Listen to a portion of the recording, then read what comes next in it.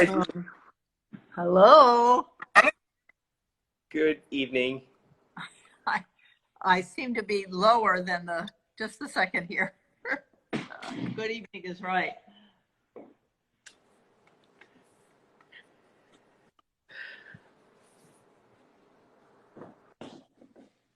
All right, you did a miracle.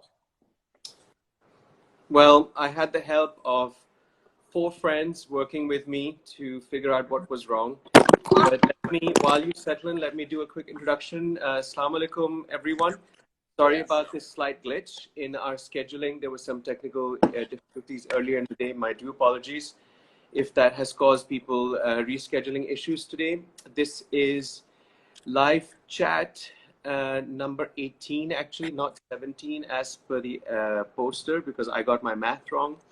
And this is from the Jugalbandi series. It's the 5th one with Jean Gardner, who is with us here again today for the 5th time. She is one of my coolest, dearest professors from Parsons School of Design. For those who don't know her, and if you need to know her more than that one-line introduction, then I would highly recommend you Google her work and see the decades of incredible work that she has created as a legacy for all of us to use and learn from.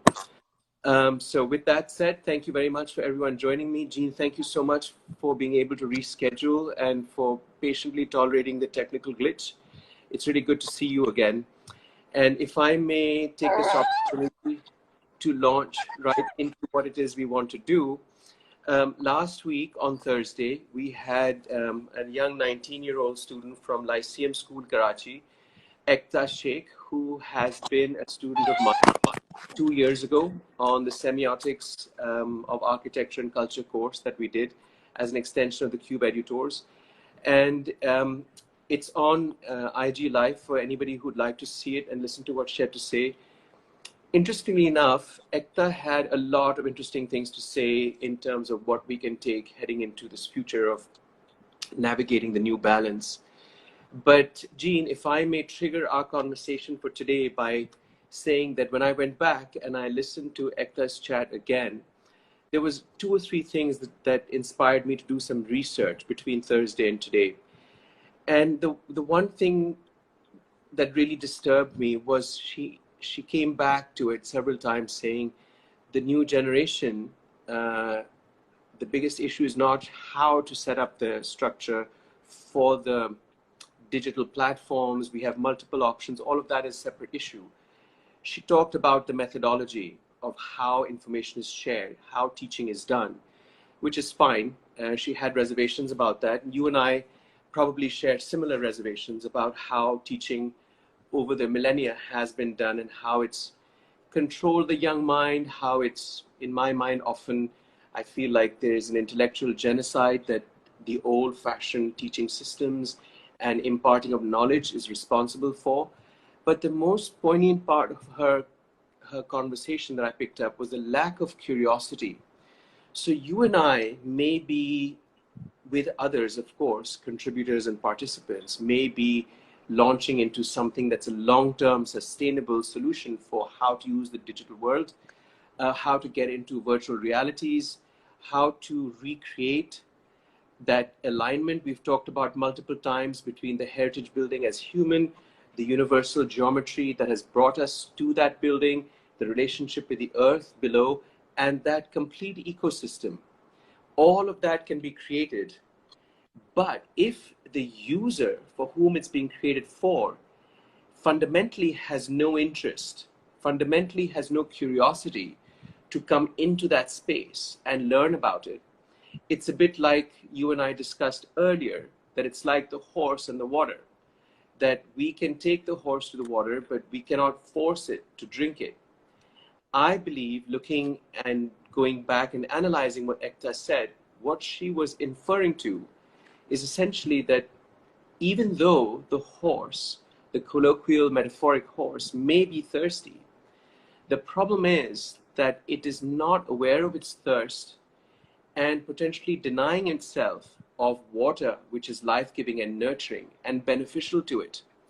You and I sit outside this box and we can see it because we are new arrivals, newcomers to this world of the digital internet, the spaces, the virtual realities, we can distance and disassociate ourselves from its dopamine effect, as you've rightfully said. But for those that are in it, it's very hard to be objective and see that and be able to distance themselves. So I was thinking that what creates that curiosity, and I went back to my books and the heritage work. And I was looking at this, in fact, just before we started up. I'm sorry it's left to right because of this conversation. But this is one of my books of a set from John Marshall on the Indus Valley Civilization and Mohenjodaro. So if we were to look at what it is that creates a curiosity in a young mind, games and toys, something that can be recreational and entertaining, but also educational. So we have discovered toys, we've discovered games like chess and other little figurines, which is what I was just looking at in these books, at the Indus Valley Civilization city, Mohenjodaro. So if Mohenjodaro has it 5,000 years ago, that would be the perfect place for us to look at and take from as a germ of an idea of how to generate curiosity in this new paradigm, in this new future of balance. And I guess my thoughts, before I start really rambling on, what do you think about creating games? What do you think the whole world of playfulness, playful, if you break these words down, the topic for today's conversation was also about play, which you and I didn't discuss in terms of what really we would talk about. But I thought I'd share that and see what you think about creating games. Are we looking at the world of virtual reality, gamification? What is play? What is play in the digital world for you?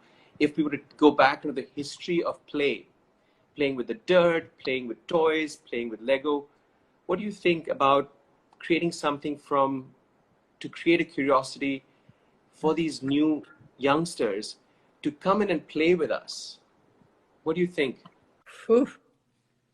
I think you better keep on talking. I think you better keep on talking. There are so many openings in what you're saying. For me, so many charged words. Like you said, games, and the implication that in the Indus civilization that the toys were for games. But I think, we have to be careful about our assumptions. Right. Because what I've experienced, both myself, but also not just with my students, but the younger children that I have, I have in my life, that I think even you and I talked about this. You and I don't particularly like games with rules and other people.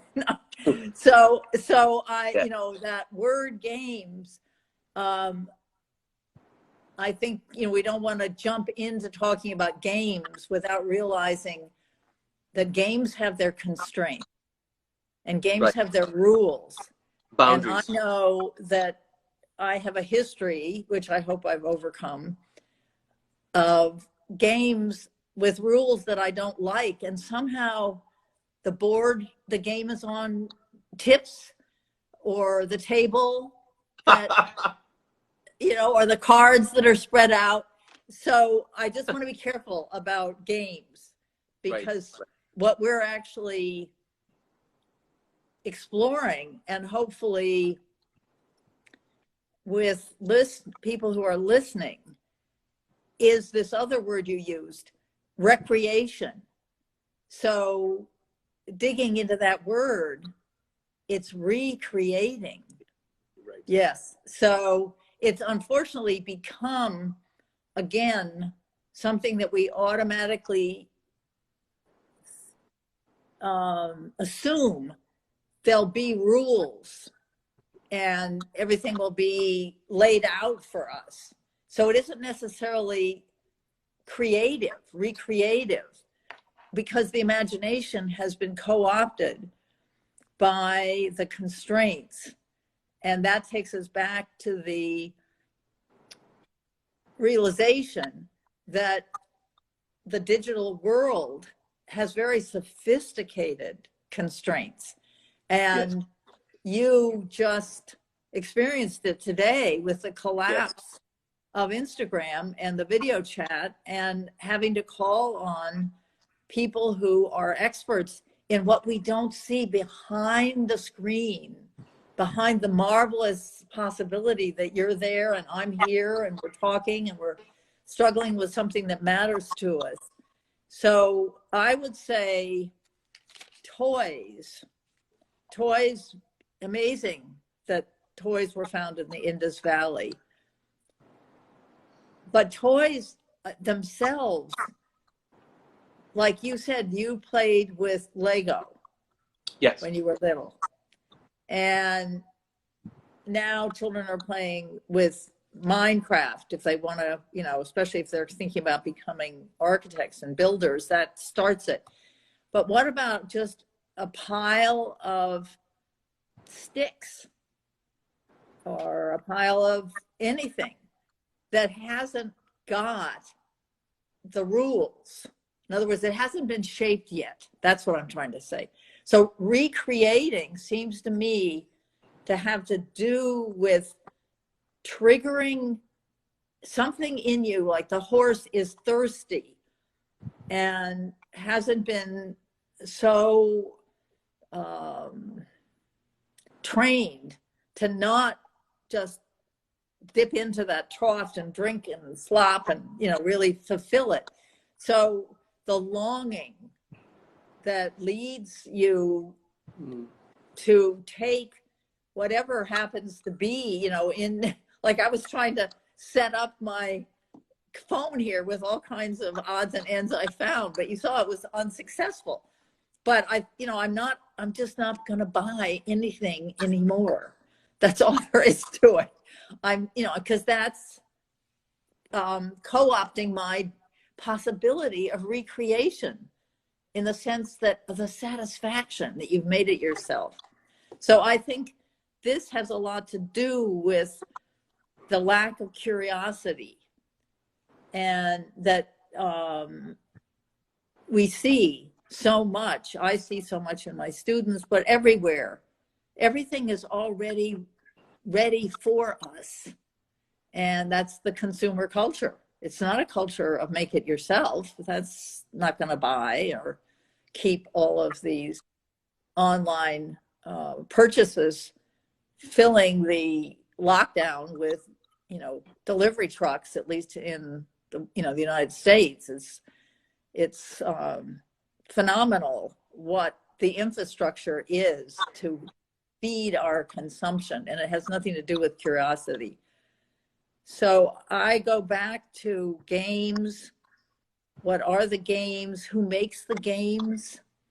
And when you see children making up their own game, it probably, you know, because I'm in charge of recess, I will be completely exposed. Here I am, Professor so-and-so, and I'm in charge of recess for my grandchildren. They don't want to play any game that anybody else has ever heard of. You know, so it's, and then of course I have to play by their rules. And hide and seek, we're now on rule 134. I can't remember them. I don't like rules, and but they love to make them and make me abide by them because that's what they've been enclosed in. So, you know, in this question, I think you're so onto it by talking about the Pakistani colonial educational system, because it's also the background of the United States public school system. And it wasn't meant to liberate a desire to know. And you know how often, how important it is in these systems that are very much originating in, okay, we need to have people who are literate, but we don't want them to break our rules. You know, we don't want them to throw the tea in the Boston Harbor. That was not the point. And that's where the British colonial school system started, in Boston, before the Revolutionary War, because of course it was a colony. So the point I'm trying to make now is the very heart of what we're ourselves, you and me, framed by, leaves us the opportunity to ask ourselves, well, how did we get curious? How did that happen? How did that happen? And I mean, both you and I practiced archery, so nobody knew who we thought we were when we were pulling back the bow. You know, it's like, it's not only that you're not having to compete except in getting that arrow into the center of the target, but it's also whatever your, you know, your imagination makes you when you pull back the arrow and hold it taut in the bow. And that minute when you feel it go, and then you have to let go because the wind, miscalculation, so many wonderful things that have to do with not humanly imposed constraints, but what I consider the constraints we've lost any touch with, the natural constraints. So those are the thoughts about lack of curiosity. So I'm going to pick up on a word that we haven't talked about in a very long time, which is the need for competition. Competition. Competition, you've just used that word, and it makes me want to crawl up under a big blanket, which is dark, and disappear like magic. Competition is something that I think has gone into these games with boundaries, where there's always a winner and a loser. That archery, you're only competing against yourself and your own body strengths and weaknesses, and it's a mental strength game. Diving is the same. Deep sea diving is the same. Yoga, calisthenics, where you're just competing with yourself and where you were the moment before. And it's part of that journey. So I think, you know, I want to know what you think about competition giving rise to violence in games and creating all of these people that just want to go to war with each other so they can put the other person down. If we look at Mohenjodaro, what they found is it was an egalitarian society. So they found chess, they found toys, they found objects that these children played with. I mean, chess is a game, it has its rules and its systems. But in an egalitarian society, if we say that our equivalent of an egalitarian society would be some kind of a digital platform, some kind of a virtual environment where everyone is equal, there is no governance because they've found no monarchy, no governance, no systems of control. This is, of course, all pre-democracy. So democracy in our conversation is irrelevant and obsolete because we've gone much further back and are trying to find the roots of what created desire and curiosity in an egalitarian society like Mohenjo-daro. And probably the same in Mesopotamia. We find the monarchy show up with the Egyptians, who are much younger of the three. So this concern of winning, losing, competition with the other, you know, you've mentioned that what we need to do in the future has to be more inclusive. We cannot keep creating others and creating boundaries and edges and spaces between us. Of course, that's perfect, right? Because here you and I have collapsed space and time, and this is a perfectly inclusive environment. You don't talk down to me. There's no one's putting the other person down. There's no competition. There's no race. There's no hurry to get to a destination. So these games that today's children play, and I know shouldn't use the word games, but the things they do for recreation They're not creating because they've been spoon-fed what the outcome is meant to be. And then they're all in a hurry to get to that outcome in this bizarre competitiveness. So what do they learn? Well, I don't understand. What does one learn when subliminally we're being made to be violent and condescending and using our insecurities to put the other person down? So it's damaging the mass subconscious self-confidence, I believe. What do you think? Silence. I know. Silence. Well, first of all, important for me in this experience of collapsing space and time is it does still preserve the differences between us. And that I think is very important. Right. And we talked about this briefly last time, that the possibility of heritage and culture in a place means we have to also recognize the value of difference. So in other words, you are in a different place. Heritage means something differently to you. And yet we have now a platform that has collapsed space and time. And then the values of what we might probably not completely fairly call the British colonial system have established themselves across space and time. And it's no longer survival. It's just, what do I need to buy to feel better? What is this longing in me? Why am I so dissatisfied? Let me buy something. So difference, I think, in what we're talking about in terms of values is really important, because all these competitive sports that you're talking about, or even the way most schools actually grade everybody and it's competitive. So, you want to get an A because maybe you can get a scholarship or a good job. In other words, it opens all sorts of doors. So difference is, in your scenario, which I think is accurate about now, difference has led to competition. But the very thing that you and I are talking about is, can we collapse space and time, but still maintain difference?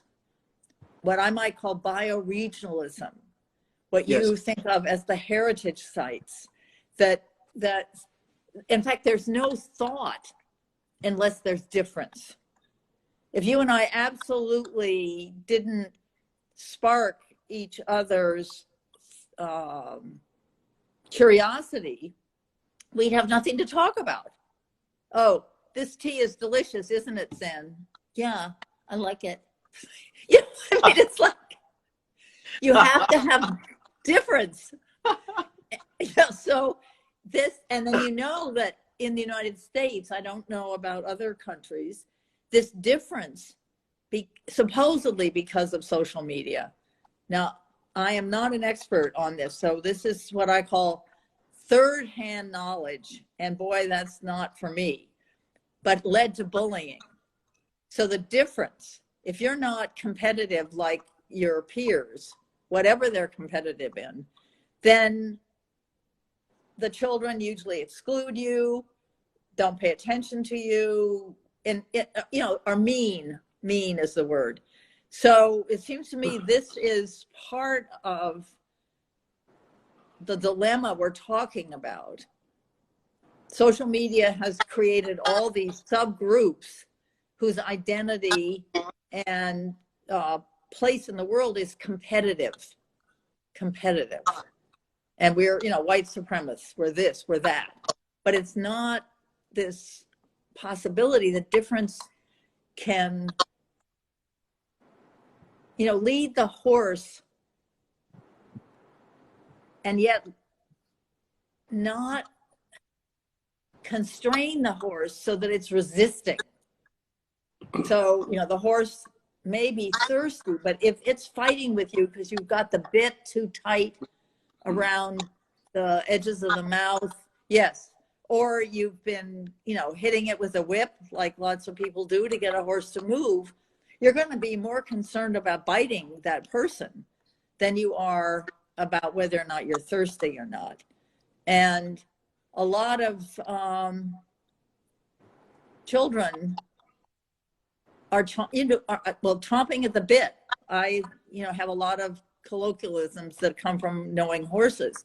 The children initially are very rambunctious. You see them, you know, in kindergartens, in gardens that are full of children, like they were supposed to.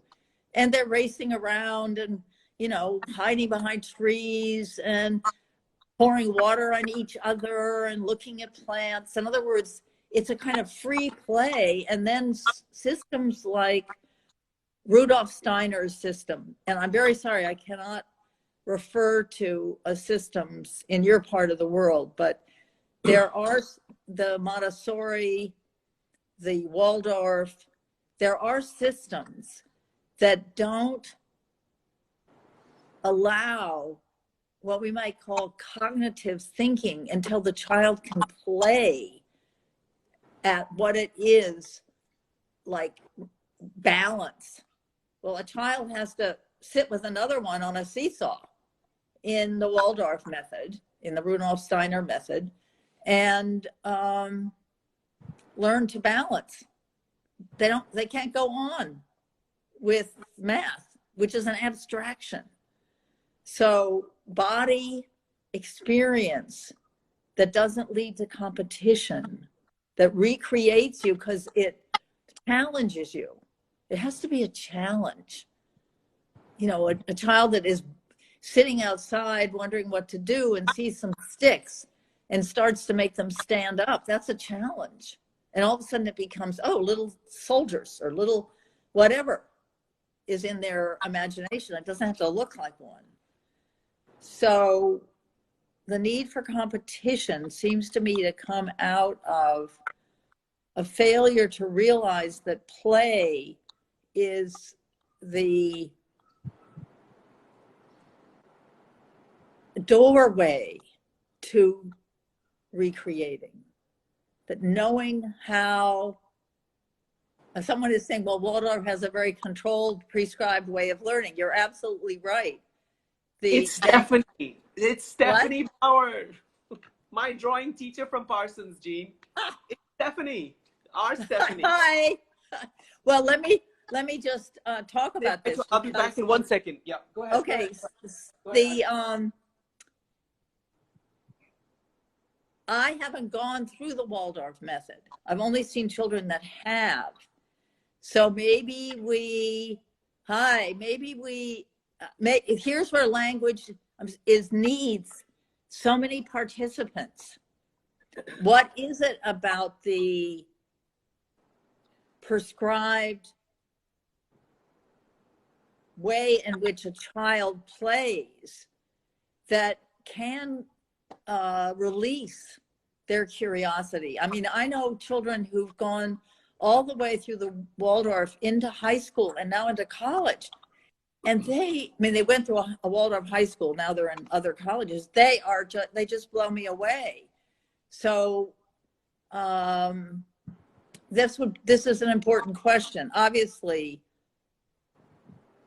the child, until they totally break out, which may not be possible, the balance between setting up a situation so whoever is in it is supported but not dictated to. That's how I try and think of teaching. I need to support the student. No critiques. No, you should have done it this way. But what is it you're trying to do? But these are graduate students. These aren't children in, and I know children bite each other. I mean, so there is a limit. Preschool children, they bite each other. So there is a limit we put on what they can do. I have to get Zen to say something. So I think, this is really wonderful because you just said we have to put some limits. So, I mean, if it's something that is completely open-ended into the horizon, into infinity,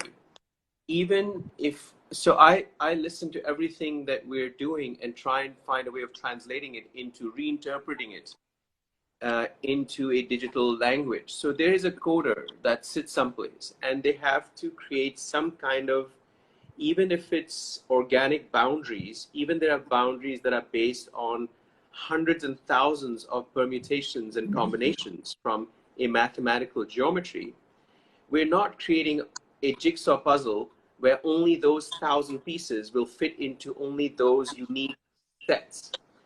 We should create multiple puzzles from that same set of pieces, almost like many, many different Rubik's Cubes that have multiple ways of interconnecting with each other. But at the end of the day, like that child that has to be told, you really ought not to bite. I mean, I'm not so sure if biting is such a bad idea. Animals bite all the time. And it creates a body-based boundary. It's not a boundary that's been imposed by authority. It's like your finger getting burned. So you learn about your own body's limitations, and you learn from your body saying, I don't like this, so don't do it. It's like the fire, as opposed to you telling me, don't do it this way because I say so. And unfortunately, that's how they're being taught. They're being taught that this is what you must do because I say so. This is what you do because third person X did it 400 years ago. So we're doing this repetitive parrot fashion copying without getting the child to experience it at a very personal level. So it's very funny that Stephanie is here. She taught us so many different types of drawings. What did I take away from that course? You taught me so many different things about Frederick Law Olmsted, and I repeated back to you one story about that child who puts on a mask and then he's out of control. Now that resonated with me and it stayed. Stephanie did a whole semester, millions of drawings. And the one drawing that means the most to me is the one that I did in the cold, in November, with my gloves on, in my overcoat, on my knees, hunched over on the floor, in the side aisle of St. John the Divine's Cathedral. And this 6 foot is this massive, massive charcoal drawing that she made us do in situ. That, of all the drawings we did, that one, I felt bodily because I was cold, I was uncomfortable, I was on my knees on a cold stone floor, my nose was dripping, my fingers were barely moving. And she kept saying, make it softer and it needs to come alive and spirit. And I just thought, oh my God, how I'm barely able to move, let alone give life to this creature. And then you're sitting in an environment which is so awe-inspiring that it's hard to breathe inside St. John the Divine, just by the sheer majesty of it. And then Stephanie thinks that this should just happen effortlessly. So that experience stuck with me. And one of the things I do at my edutors, which you know about, the drawings on site, is a mimicry of that experience, because I know that I carry that with me in my body, exactly as you say. That memory is in all the cells of my skin. It was not just the charcoal touching the paper, that it was not just this, like a printer does with paper, which it prints thoughtlessly. And people draw without any feeling. It wasn't that. We were sitting there in the end of the fall semester, multiple days, cold, miserable, horrendous New York fall mornings. And it was difficult. It was really difficult, and it was character building, and it sort of made this is a terrible phrase, but kind of like made a man out of you. And you had to just do it. So I think that there are experiences like this that we need to figure out how to bring into an egalitarian play platform that's digital and virtual. But how do we create these emotive experiential situations and events. You know, like Assassin's Creed, in terms of facts and figures, is a game that's violent. It has many, many options of how you can win and how you can lose. So it's not just a few that you can count. It has many permutations of what the processes are. But to get from point A to point B, if you play the version that's based in Istanbul, those 4 players in 4 different locations of the world, they know more about the Ottoman architectural history than any present-day university student doing a basic history of architecture course like the one that I ran away from and came to you. So a 16-year-old, 15-year-old playing this game knows more than a 21-year-old. And they have to know those facts and figures to get to closer to killing that person that they're meant to kill. So I just wonder if there's some way of, like you said, creating the curiosity, making the horse be aware of its thirst, aware of its body, aware of what it needs to nurture its curiosity and imagination, and then give it a set of loose, modular ideas to play with. And if we can find like-minded players across the world, then they can happen upon new games, new ideas. And maybe those games and ideas don't have to be fixed. Maybe they can shift and change. So if we have 4 players that bring in, one leaves and a new one comes in, the structure of that game changes. The rules change. From 4 people, it becomes 8, the rules change. From 4, it becomes 3, the rules change. So we actually create this permanence out of something that is continuously transient, dependent on the identity of each of the players, like you said. So you celebrate all the cultural differences that they bring.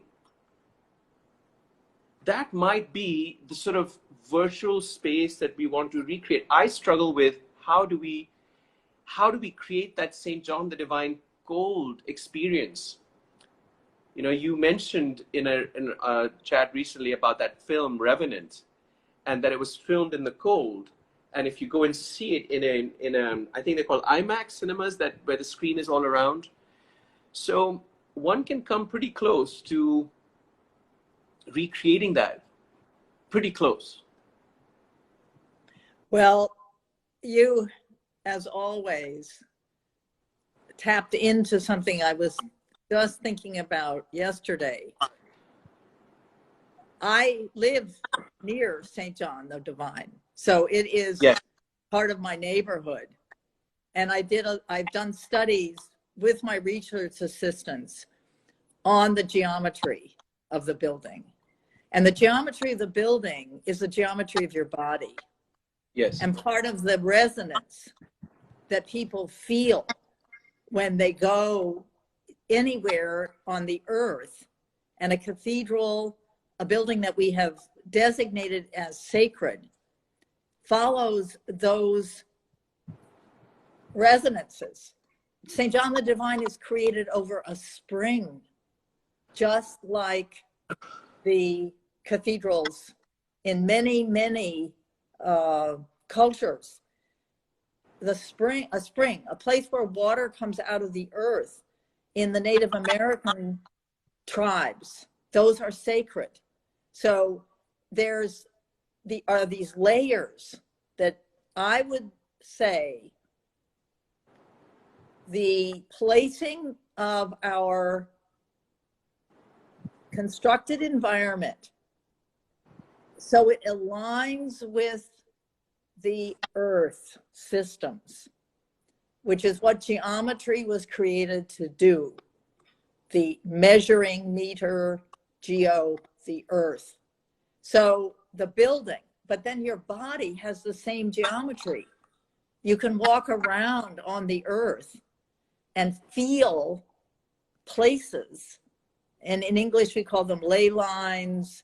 Meridians is another word for it. In the earth. So when your body experiences those, there's a charging and energizing of yourself that also then connects you to planets. Planets have, believe it or not, hexagrams engraved on their surfaces. Now, I don't know enough about it to say whether, I mean, as far as we know, nobody made those. That these are forms. Geometry are the forms that matter has taken over time to coalesce into the matter we know now. So I would also explain what happened to you in St. John's in that way. I was once asked to give a sermon in St. John's because I had written a book about the wilderness in New York City, within the city boundaries. And it used to be the largest cathedral in the world. So it is awe, it's just you're full of awe when you walk up to the pulpit because you walk very high and you're somewhere between the light coming through the stained glass windows and the tiny people down below. So when I got up there, all of a sudden, the light coming between the columns felt like the light coming between the trees in many forests that I've been in. And of course, all the trees, everything growing in a forest has the same geometry. You know, I was just stunned because they hypothesized that cathedrals originated in woods, rituals in woods in the north of Europe. So I said what I had to say, and then when you come down the spiral staircase to the floor, they had the table laid out with the wine, the blood of Christ, and the body of Christ. When I came down those stairs, I saw a body lying on the table. Now, I promise you, I hadn't taken anything, nothing to calm me down, nothing to put me high. The whole experience transported me to, you know, I was trying to think about it last night, the geometry, like you've talked about in the heritage buildings that you take people to and have them sit on the ground. It connects them to the building, but it's in movement. And I think it's in movement backwards in time and forwards in time. So when we're talking about these platforms of how to construct a way in which participants, and I do say participants and not users, everybody should be participating. It will be something that connects them so much to themselves that this is the power of creation. You have to feel this embodiment of energy that takes you and connects you. Like we've been saying, it stitches you. Embroidery and sewing has always been an art in which these different realms we're talking about are brought together. And the axis mundi in Latin that connects. So that's my response. You may have been incredibly lucky that it was so cold. So the temperature, but you were sitting in a cathedral made on the number system of St. John by masons that knew how to carve stone, by architects that were trained in these systems. These systems lasted up through the 19th century. And we can date them back, way back to your part of the world. The people who carved the stone, the people who were the master masons and laid out the templates, they knew these secrets. And I think it's one of the reasons that there was such a horrific change when the French opened up the secrets of the guilds and published them, because the secrets of the clans in the Southwest that are still practiced, they're not to keep you from doing these things. They're a ritual, and you have to be initiated. Or else, if we gave everybody the formula for a nuclear explosion and people have no understanding of what they're doing except this competitive, violent, I'm better than you, we're going to be obliterated. So I think there's just a lot of untangling of why certain things are secret, when they should be known, what is the basis of our experiences that, really stay with you. I think the things that stay with you are it. It resonated in you, and I would imagine one of the reasons is that you felt alive in the midst of that cold. In other words, because you were held in this space. So that's just the beginning of what you talked about. As usual, for everyone listening, the minute Zen opens his vocal cords, it resonates. Yeah. No, I want you to. It resonates. So I never get to the multiple puzzles and that point, because I think we have to go back a little bit. I think we do have to go back a little bit, and thank you so much for that validation. I think we do have to go back, and we do this in all our conversations. We go forward, and then we find that we need to go back and dig up some more, and then we go forward and we do some more pedagogical archaeology, and then we come back to it, and then we look at some other methodologies. And today, for me, I really wanted to see if it'd be all right for us to trigger this conversation from Mohenjodaro and their games and toys. And there's a history of memories, experiences, emotional background. But, the St. John the Divine, builder, architect, experience creator, all of these people were hand-based craftsmen. And I think that if we try and copy that, we may be doing innovation in technology and the digital world, maybe some disservice, because that craft is a different mindset. Like you said, Minecraft, or I gave an example of Assassin's Creed or SimCity. I think we need to understand and discuss contemporary craft of innovation in a digital world. What is that language? So today I struggle with understanding why the live chat wouldn't happen. And that's because I don't know the craft of creating what allows this time and space collapse between us. It is a craft. There are people who are trained to do this, and they may not be carving wood or stone, but they are allowing us to have this experience and allowing us to build these memories and these moments of laughter and joy and silence. And these are emotional memories being created by a craftsman who we call a coder. So the codification world, in terms of the future of gamification for education and virtual reality to recreate these experiential memories of what the body can do, so that, the whole point of this is to create curiosity, recreate imagination for this generation that is floundering in the frame of a digital world that doesn't let them realize how thirsty they are for something much more exciting. And in this transition time of the post-pandemic era, I think our craftsmen have to be redefined.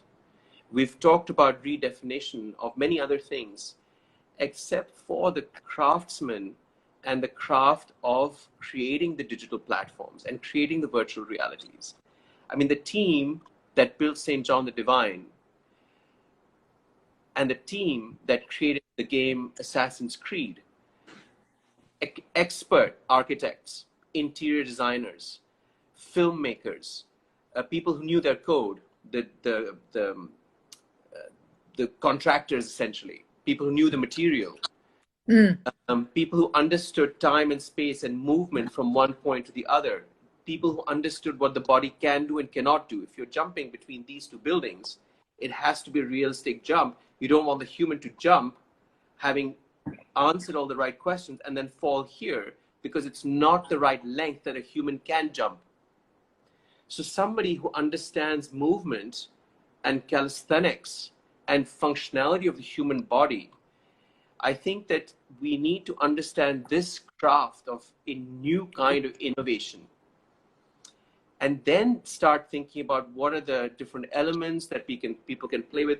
And as far as I'm concerned, Jean, the whole violent element really disturbs me. But it has a seduction to it. You used this word yesterday, that violence has a seduction. I run into that with the animal rights. There are people who get joy out of creating pain and carnage with other humans, with people who they can make believe are weaker. And yet the example in the TED Talk of the polar bear playing with a husky, sheer magic. You cannot train that. So going back to the roots and nature and those playful moments would be the bits that I think we need to find how to recraft in a new materiality. Well, materiality is, I think, central to what you just described as what makes the Assassin's Creed so powerful. The people who worked on it had body knowledge. And when the intranet, which is in the 1990s, became available in schools, I worked with a group called the New Lab for Teaching and Learning. Right. And I was, a content person. So you might say, okay, they brought in an expert in XYZ, expert in ecology, architecture.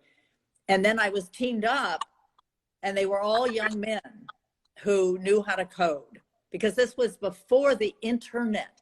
It was just in a school, Dalton, where you also worked. Yeah. So so it was very important. We did archaeological digs. I worked on gathering all the artifacts that could have been found, along the Tigris River, in the ancient cities, and made a computer program with the programmer who of the site. But first the children went, and these were for children. This was the elementary part of this school. They had a archaeological dig in the backyard of the school, and it had been seeded with all of these artifacts. So in what you're talking about, how do we keep the knowledge of the body? There are students who come to a master's critique in architecture or interior design, and they actually use Minecraft to make the design. They have no idea about the materials.